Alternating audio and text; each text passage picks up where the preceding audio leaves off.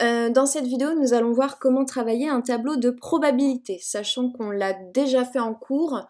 On ne va pas le remplir de la même manière qu'en cours, puisqu'en cours, on travaillait avec des montants, avec des chiffres, et là, en fait, on va juste le remplir avec des lettres, mais le procédé est exactement le même. Alors, énoncé. Pendant la semaine du cinéma, Caroline décide de voir 2 films. Elle hésite entre 3 films d'aventure A1, A2 et A3, 2 films comiques C1, C2 et un film de science-fiction, qu'on symbolisera par la lettre S. N'arrivant pas à se décider, on me dit qu'elle choisit les 2 films au hasard. Alors le terme hasard est important, ça veut donc dire qu'on est dans une expérience aléatoire et du coup je vais pouvoir travailler et calculer des probabilités. Premier travail qu'on me demande de faire, ça va être de compléter ce tableau. Alors déjà on va essayer de le comprendre. J'ai un tableau à double entrée, des informations en colonne et des informations en ligne. Ce qui est en fait, c'est cohérent vu qu'elle va choisir 2 films au hasard. Donc, son premier choix au hasard est symbolisé par le premier film, ça sera les informations en ligne. Et pour le second film, ça sera les informations en colonne.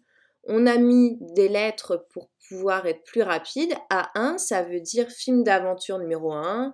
Ici, c'est le film d'aventure numéro 2, film d'aventure numéro 3, etc., etc. On peut se poser la question pourquoi il y a des cases où il y a des croix. Alors en fait, si je regarde ici par exemple cette case-là, je vois qu'elle correspond au premier film A1 et au deuxième film A1. Ça voudrait dire que je vais voir 2 fois le même film. On est au cinéma, les entrées, même si c'est la semaine du cinéma, c'est pas donné. Il n'y a aucun intérêt au cinéma d'aller voir 2 fois de suite le même film, d'accord? À chaque fois, je paye quand même mon entrée, hein.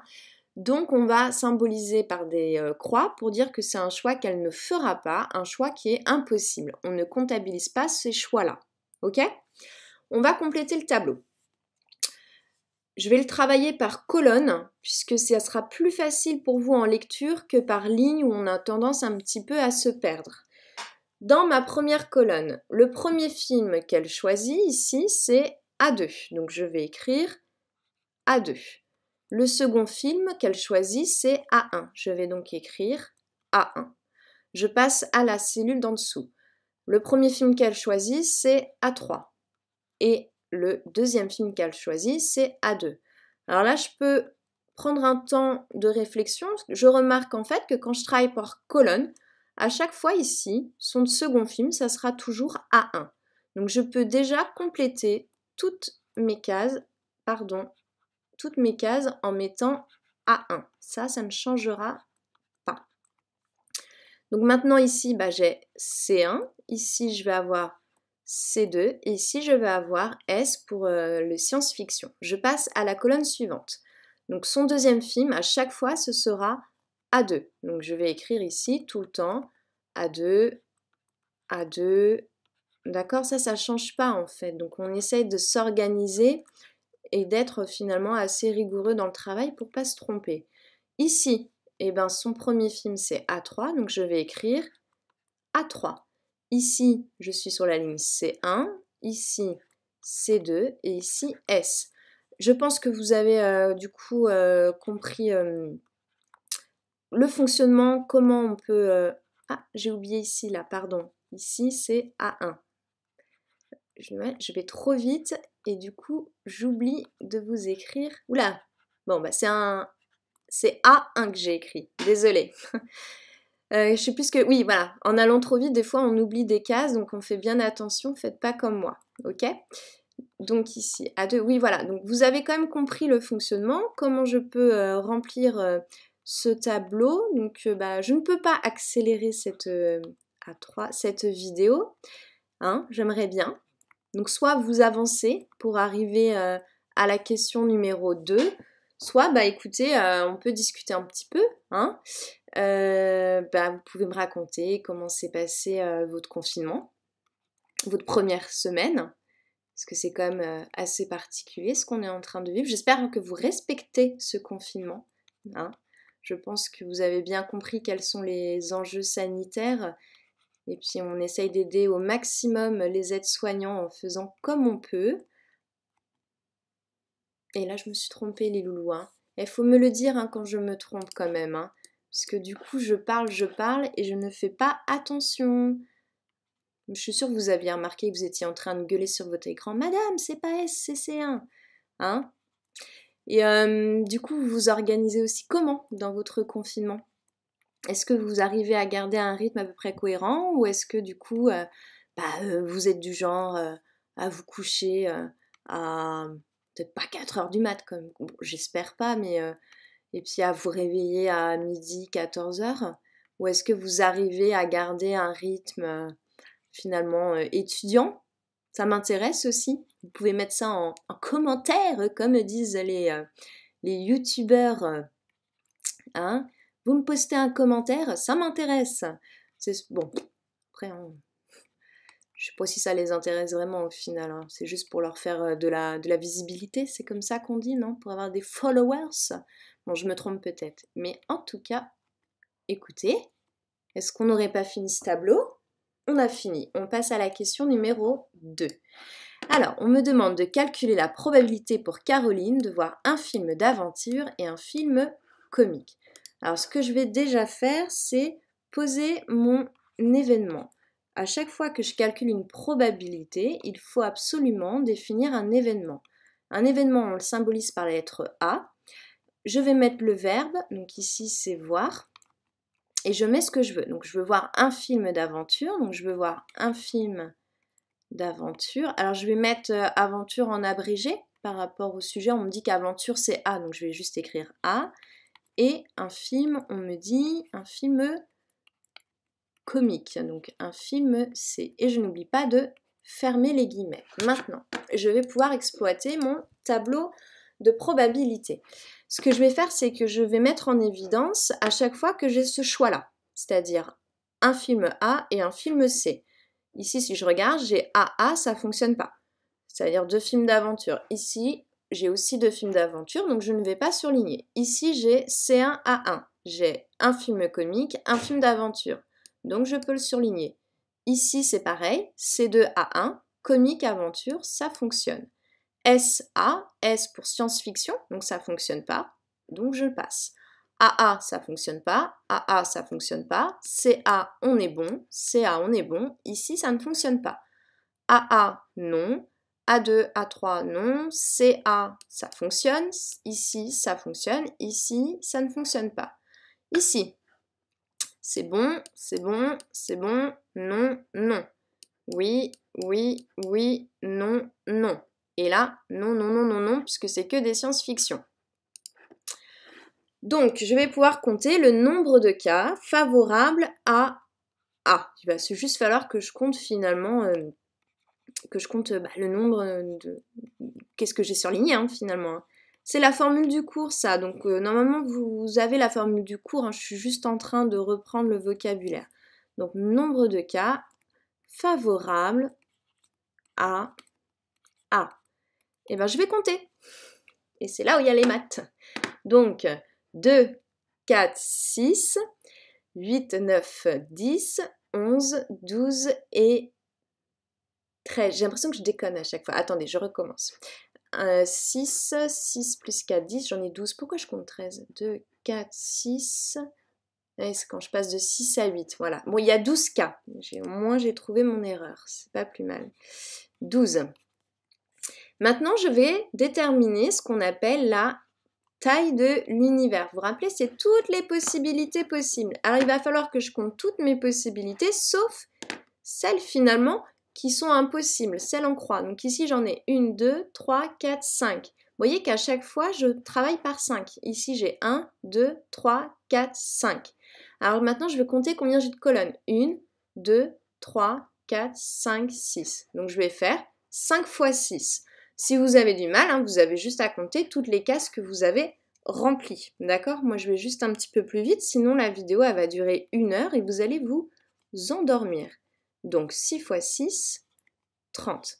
Et je vais donc maintenant pouvoir calculer la probabilité de mon événement A, puisque c'est ce qu'on me demande. Donc je vais faire P de A égale. Donc P de A, c'est... On avait vu ça en cours, le nombre de cas favorables à A, donc ici c'est 12, donc je vais faire 12, et je divise par la taille de l'univers. Ici j'ai 30 possibilités, 30 issues si vous préférez, on avait travaillé ce vocabulaire, ok? Je fais le calcul pour avoir le résultat. Je vais donc déjà effacer ma calculatrice, ça serait pas plus mal. Alors on fait 12 divisé par 30 et on a 0,4. Donc la probabilité qu'elle aille voir un film d'action et un film comique est de 0,4, ce qui correspond à 40% de chance, d'accord? Faites attention de bien distinguer la notion de chance où on va parler en pourcentage et finalement la notion de probabilité où il faut que le nombre soit compris entre 0 et 1. Vous pouvez faire pause si vous voulez prendre la correction. Je vais effacer pour passer à la question numéro 3. Oui, parce que j'ai pas... c'est la seule façon que j'ai trouvée, c'est d'effacer parce que sinon à chaque fois il faut que je vous réécrive tout le tableau et c'était pas possible. Hein. Donc on y va. Question numéro 3. Calculer la probabilité pour Caroline de voir au moins un film d'aventure. Donc cette fois, je vais devoir surligner. Alors ça va faire un micmac de couleurs, ça va être extraordinaire. À chaque fois que j'ai des A, d'accord? Puisque je veux au moins un film d'aventure. Et ça lui est égal de l'autre film. Donc ici, ça fait bon. Ok, je surligne. Ici, c'est bon. Ici, j'ai des A, ça fonctionne. Ici, j'ai des A, j'ai des A, j'ai des A, j'ai des A, j'ai des A, ça fonctionne. Ici, c'est bon, c'est bon, c'est bon, c'est bon, c'est bon. Ici, c'est bon, c'est bon, ici, c'est bon. Ici, ah bah non, je ne vais pas surligner puisque je n'ai plus de film d'action ici. Je passe à la colonne suivante. Ici, ça fonctionne, ça fonctionne, ça fonctionne. Et là, je ne vais plus surligner puisque je n'ai plus de film d'aventure, pas d'action. Ici, c'est bon, c'est bon, c'est bon. Mais là, je ne surligne pas puisque du coup, je n'en ai plus. Donc, je définis mon événement. Je vais l'appeler cette fois B, puisque l'autre, je l'avais appelé A. Et c'est voir au moins un film d'action. D'accord ? Le au moins est important, ça veut dire que si elle en voit 2, c'est pas très grave. Donc c'était plus simple du coup pour pouvoir sélectionner les informations. D'accord ? Alors, voir au moins un film d'action. On va directement passer au calcul de la probabilité. J'ai toujours le même nombre de possibilités d'issue qui est 30 et je vais devoir maintenant compter qu'est-ce que j'ai surligné. Donc ici j'en ai 1, 2, 3, là je marche par 5, donc 5, 10, 15, 16, 17, 18, 19, 20, 21, 22, 23, 24. Alors si j'ai fait une petite erreur de comptage, bah écoutez, ne m'en voulez pas. Hein. Alors 24 divisé par 30, ça me fait 0,8. Donc on y va, 0,8. Ça veut dire qu'on a 0,8 en probabilité, donc la probabilité de voir au moins un film est de 0,8, ce qui correspond à 80% de chance. Et on passe du coup, je vais effacer à la question numéro 4. Alors, hop, on efface tout. Est-ce que je peux effacer ça? Oui, par contre, si j'efface ça, il m'efface mes écritures. Pas très pratique. Bon, on va essayer de trouver une couleur. Qu'est-ce qui peut aller sur le rose pour vous? Le vert? Ouais, on va voir, on teste. On teste. Alors, calculer la probabilité au millième, donc ça on va voir pourquoi, pour Caroline, de voir 2 films du même genre. Haha. Donc déjà, il va falloir la comprendre un petit peu cette consigne. Donc je vais définir mon événement. On va l'appeler C. Donc, 2 films du même genre, ça veut dire soit elle voit du AA, aventure, soit elle voit du CC, comique, soit elle voit du SS, ah oui, alors c'est pas terrible comment j'ai écrit, science-fiction, ce qui est impossible puisque au final, on est bien d'accord qu'il y a un seul film de science-fiction, d'accord? Donc, soit elle voit 2 films d'aventure, soit elle voit 2 films comiques. Je vais surligner, du coup, à chaque fois que ça fonctionne. Ici, elle voit bien 2 films d'aventure, c'est bon. Ici, AA, c'est bon. Ici, non, ici, non, ici, non. Ici, ça fonctionne, AA. Ici, ça fonctionne, AA. Ici, on a du C et du A, ça ne fonctionne plus, ça ne fonctionne plus, ça ne fonctionne plus. Ici, c'est bon. Ici, c'est bon. Non, non, non. AC, ça ne fonctionne pas. AC, ça ne fonctionne pas, ça ne fonctionne pas. Ah, du CC, de comique, ça fonctionne. Ça ne fonctionne plus, non, non. Encore 2 CC, action, action, ça fonctionne. Et ici, on voit bien que ça ne fonctionne plus. Donc, la probabilité, ça va donc être P de C égale toujours divisé par 30, comme j'ai toujours 30 issues possibles, et cette fois j'ai surligné 1, 2, 3, 4, 5, 6, 7, 8 valeurs. Hop, ce qui me donne 8 divisé par 30. Alors, pourquoi on me disait d'arrondir au millième? Vous voyez bien ici que finalement mon nombre il ne se termine pas. Donc millième, ça veut dire 3 chiffres après la virgule. Donc je vais m'arrêter ici. Je vois que derrière j'ai 6. Je vais donc arrondir au supérieur. Donc la probabilité, ce sera 0,267. Bon, j'espère que vous avez compris le fonctionnement de ce tableau. Ce qui est intéressant, c'est qu'une fois qu'il est complété, j'ai juste finalement à récupérer le nombre de cas favorables et puis on trouve très facilement le calcul et ma probabilité.